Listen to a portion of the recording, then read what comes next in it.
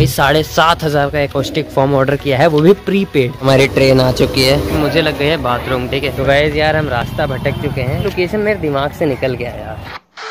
Hello guys, तो आपका स्वागत है मेरे एक नए व्लॉग में। एंड आज के व्लॉग में सबसे पहले आपको मैं कुछ दिखाना चाहता हूँ। यहाँ पे ये देखो, ये जो वूफर है इसकी क्या हालत हो चुकी है। इसका जो पर्दा है वो पूरा फट गया है। एंड इसकी हालत कैसे हुई है सब कुछ आपको इस व्लॉग में बताऊंगा। एंड आज हम इसको रिपेयर करेंगे अपने व्लॉग में, क्योंकि इसका जो बेस है बहुत तगड़ा है और ये बहुत ही अच्छी क्वालिटी का सब वूफर था। और ये कैसे हुआ है सब कुछ आपको आगे एक्सप्लेन करता हूँ। सबसे पहले मेरे व्लॉग चैनल को सब्सक्राइब कर लो, क्योंकि हमारे व्लॉग चैनल पे हम ऐसी ही चीजें करते रहते हैं। अगर आपको भी इलेक्ट्रॉनिक के काम में इंटरेस्ट है तो हमारे व्लॉग चैनल पे यही सारी चीजें आती है, इसलिए सब्सक्राइब कर लेना, वीडियो को लाइक कर देना। चलो इसको स्टूडियो में लेकर चलते हैं और इसको सबसे पहले रिपेयर करते हैं और इसमें दिक्कत क्या आई है वो भी आपको बताता हूँ।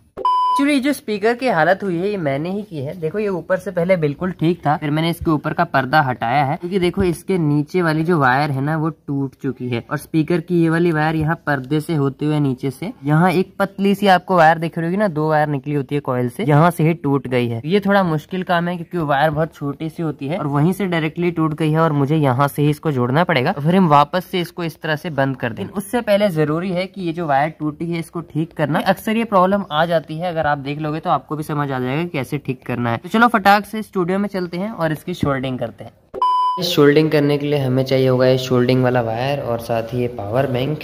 यहाँ पे देखो ये है हमारा प्यारा सा डॉग जो कि मैं आपको बताया था पिछले व्लॉग में। ठीक है तो ये पावर बैंक मैं इसलिए लेकर आया हूँ क्योंकि शोल्डिंग करने के लिए हम यूज करने वाले हैं छोटे वाले शोल्डिंग आयरन का। ये शोल्डिंग आयरन बॉस अकर भाई ने भेजा था, जो कि मैंने आपको पिछले व्लॉग में बताया हुआ है इसके बारे में। बॉस अकर भाई ने एक बार फिर से साबित कर दिया है कि घर पे बनाई हुई चीजें भी अच्छे काम कर सकती है। ये जो चीज आपने बनाई है ना ये 1 नंबर बनाई है और मैं इसी का यूज करने जा रहा हूँ इसको शोल्डिंग करने के लिए।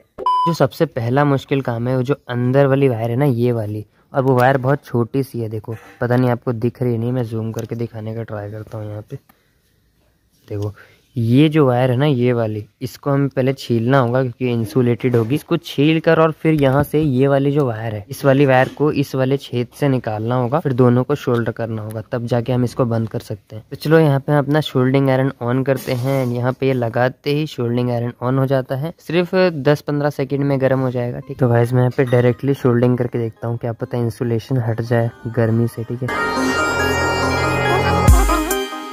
यहाँ पे थोड़ी सी शोल्डिंग जो है वो हो गई है एंड बस इतनी से ही काफ़ी है। क्या करता हूँ ये जो वायर है इसमें भी करके देखता हूँ शोल्डिंग।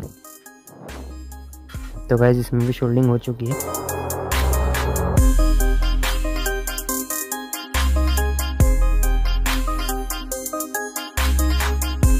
तो गाइस बड़ी ही मशक्कत के बाद यहाँ देखो ये निकल चुका है हमारी वायर। टाक से अब क्या करते हैं दोनों की शोल्डिंग कर लेते हैं।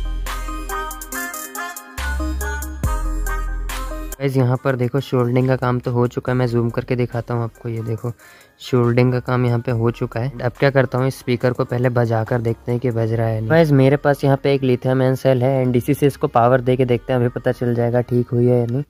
ये देखो ये देखो, तो ये जो है काफ़ी बढ़िया काम कर रहा है। अभी हम इसको बजा कर भी देखेंगे, तो इसका मतलब शोल्डिंग प्रॉपरली हो चुकी है। और अब इसको ना हम वापस से सही कर देते हैं।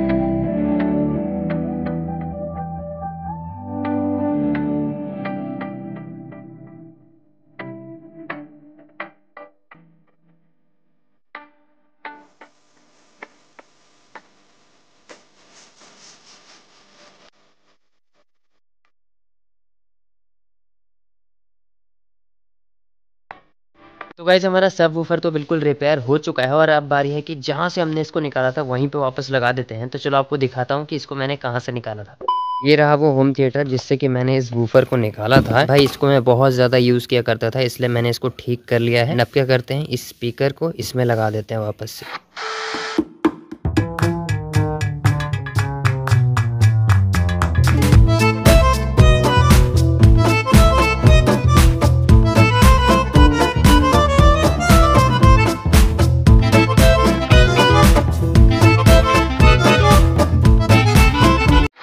हाँ तो गाइस जो हमारा सब वूफर था वो रिपेयर हो चुका है एंड यहाँ पे हमारा पूरा होम थिएटर सेटअप रेडी है। मैं आपको एक बार और ऑन करके दिखाऊँ। ये देखो पावर ऑन।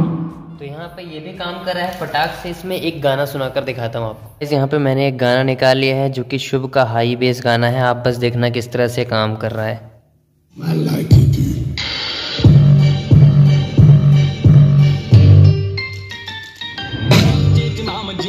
ट्रेंड नहीं मेरी रखे करके गोडे ते बेंड नहीं चाचे च नाम जिवें ट्रेंड नहीं बोलू बनाउंदा एंड नहीं शहर दी हवा भी होई साडे वल दी।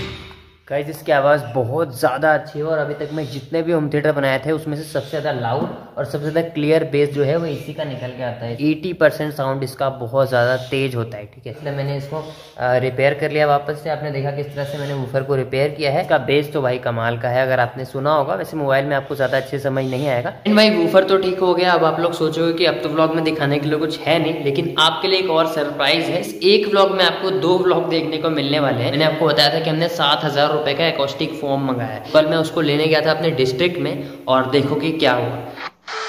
अभी हमें इमीडिएटली हमारे डिस्ट्रिक्ट जाना पड़ रहा है साहेबगंज। देखो मैंने आपको बताया था ना पिछले ब्लॉग्स में कि स्टूडियो के लिए एकॉस्टिक फॉर्म ऑर्डर किया था और भाई 7,500 का एकॉस्टिक फॉर्म ऑर्डर किया है, वो भी प्रीपेड। पहली बार इतना बड़ा प्रीपेड पार्सल मैंने किया है और मतलब 10 दिन पहले हमने ऑर्डर कर दिया था और भाई वो पहुंच चुका है, हमारे डिस्ट्रिक्ट में पहुंच चुका है। क्योंकि कोई भी बड़ा पार्सल आता है ना तो हमारे यहाँ पे नहीं आ पाता, वो वहीं पे रुक जाता है। लेकिन वो कॉल तक नहीं कर रहे हैं, 3 दिन पहले वहाँ पर जा चुका है। आज मुझे डायरेक्टली मैसेज आता है कि आपका पार्सल कैंसिल हो चुका है, मेरे से बिना पूछे ही, और मुझे कोई कॉल भी नहीं आया है। तो आज मुझे जाना पड़ रहा है। मैंने लोकेशन देखी है, वो अभी तक हमारे डिस्ट्रिक्ट में ही रखा हुआ है, जाकर जल्दी से लेके आते हैं। भाई इतना बड़ा पार्सल है एंड इतने पैसे मैं पहले ही दे चुका हूँ, मैं नहीं चाहता कि रिटर्न हो जाए, ठीक है। चलो चलते हैं, सब्सक्राइब कर लो, वीडियो को लाइक कर दो, देखते हैं पोस्ट ऑफिस वालों से जाके पूछते हैं।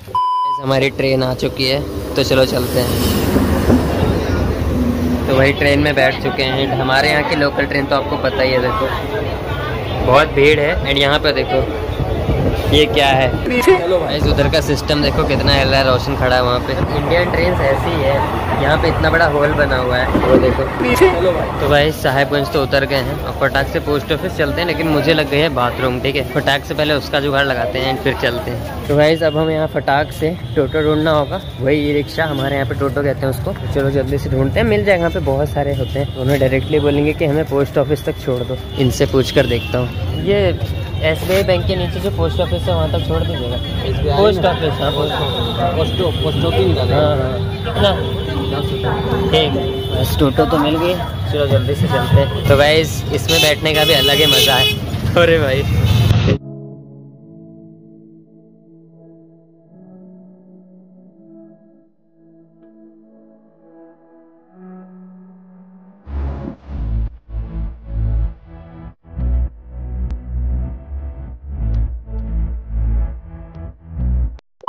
तो गाइस यार हम रास्ता भटक चुके हैं एंड काफ़ी देर से ढूंढ रहे हैं, 10-15 मिनट से, लेकिन मिल नहीं रहा ऑफिस। तो मैं लोकेशन मेरे दिमाग से निकल गया यार। तो गाइस गूगल लोकेशन के भरोसे और लोगों के बातों के भरोसे हम इधर उधर घूम रहे हैं भाई। हर कोई अलग अलग लोकेशन, मतलब एक चीज़ पता चले कि जहाँ पे पहले हम जाते थे ना उसको कहीं और शिफ्ट कर दिया गया है, ठीक है। एक बंदे ने बताया ये बात, बाकी लोग तो ऐसी हरकतें कर रहे हैं जैसे वहाँ पे कोई पोस्ट ऑफिस था ही नहीं कभी। फिर हमें ये पता चला, तो अब हम जा रहे हैं जहाँ पर लोग बता रहे हैं, उसके बाद देखते हैं। पता नहीं कहाँ कहाँ घुस रहे हैं, आज तक यहाँ पे आए भी नहीं है कभी। तो भाई बड़ी ही मुश्किल से लोकेशन मिली है एंड वो मिली है 2.5 किलोमीटर दूर, ठीक। तो अभी हम लोग जा रहे हैं, फिर से ऑटो में बैठ गए हैं एंड आज मतलब इतना चलना पड़ रहा है ना, मुझे लगा नहीं था कि इतना चलना पड़ेगा कभी। भाई काम वाम तो कुछ हुआ नहीं है, फिलहाल ये खा रहे हैं हम लोग। हाँ तो भाई काम वाम तो कुछ हुआ नहीं है एंड हमें वापस आना पड़ा। देखो हुआ क्या क्या कि हमें पहले मेन अमेज़न ऑफिस का पता चल गया, ठीक है। लेकिन वहाँ पर गए तो ऑफिस बंद था। जो बिल्डिंग का ओनर था उसने बोला कि 4:30 बजे खुलेगा, ठीक है। हमारे पास अब टाइम नहीं है क्योंकि ट्रेन है सिर्फ एक, उसका सिर्फ रात को ट्रेन आएगी, तो हमें जाना पड़ेगा घर। हम चाट खा के आ गए, मुझे लगता है चाट खाने ही आए, यही करने के लिए आए थे। इतनी दूर से यही करने के लिए आए थे हम लोग। भाई इतना घूमे है ना, मतलब हाँ 8-9 हज़ार स्टेप्स चल चुके हैं हम लोग, कुछ भी हाथ नहीं आया कुल मिला के। ऑफिस मिलने के बाद भी हम ऑफिस में नहीं जा पाया। पार्सल का क्या होने वाला है मुझे नहीं पता, सेलर तक रिटर्न जाएगा कि क्या होगा, क्योंकि ऐप में तो यही बता रहा था। एंड उसमें भी हम लोग 7,000 रुपये से ज़्यादा पहले ही दे चुके हैं भाई। चलो अब घर चलते हैं, ट्रेन भी हमारी बस मिलने वाली होगी, ठीक है।